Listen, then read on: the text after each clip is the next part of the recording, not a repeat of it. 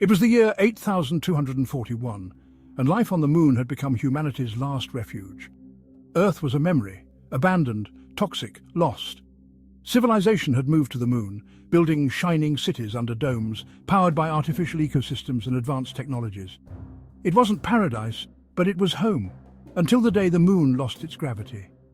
At first, it was subtle, a slight shift in the way things felt as people walked or drove, but soon buildings trembled and objects floated. Chaos erupted within hours. The artificial atmosphere designed to replicate Earth's gravity was failing. People scrambled for supplies, for shelter. The rich fled in pods toward Mars, leaving the rest of the population to fend for themselves. Inside Dome 3, 10-year-old Riya clutched a stuffed animal as she watched her parents run toward the evacuation pods. They didn't look back. Her eyes stung with tears, her small voice barely a whisper, "Mum? Dad?"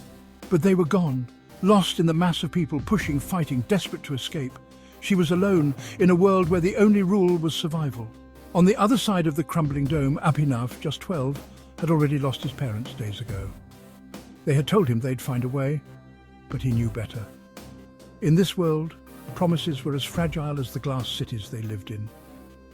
As the dome's walls began to creak under the strain of the atmospheric collapse, Riya ran, her feet barely touching the ground in the weakening gravity.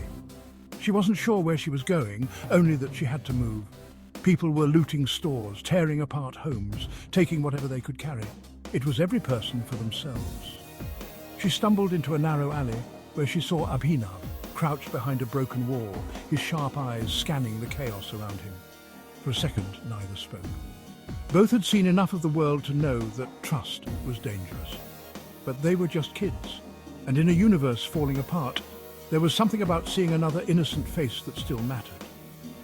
"Are you alone?" Abhinav asked, his voice low but steady. Riya nodded, gripping her stuffed animal tighter. "They left me. My parents."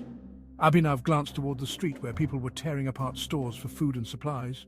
"Mine too." The ground beneath them began to tremble violently, and the air around them shifted as if the very dome was beginning to disintegrate. The artificial atmosphere had only hours left. They had no time. "We have to go," Abhinav said, grabbing her hand. "If we don't make it to the shelter, we won't survive."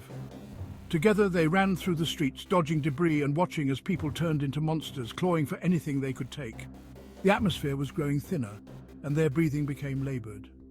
Every breath felt heavier than the last, the sense of weightlessness turning into a nightmare as pieces of the dome floated and cracked around them. But as they reached the edge of the city, something shifted. The gravity had finally failed completely, and they found themselves drifting into the space, grasping at anything they could hold on to. "Grab that pipe!" Abhinav yelled as he caught hold of a loose cable hanging from a building. Riya reached out, her fingers barely brushing the cold metal as her feet began to lift off the ground. "I can't!" she screamed. Without hesitation, Abhinav stretched out, his grip slipping, but he caught her hand just in time. "I've got you!" They floated together, tethered by a single cable, the world around them falling apart. In the distance, they saw the last of the escape pods vanish into space, leaving the city behind. "Are we going to die?" Riya asked, her voice trembling. Abhinav looked up at the dark, infinite void above, where debris and shattered structures floated like ghosts of a dying world. His grip tightened, eyes filled with defiance. "Not today," he whispered. As they hung there, suspended between the dying moon and the endless void, they realized something. In a world where everyone was abandoning each other, all they had left was each other. And in that moment, amidst the collapse of civilization, they chose to fight for something more than just survival. They chose to fight for each other.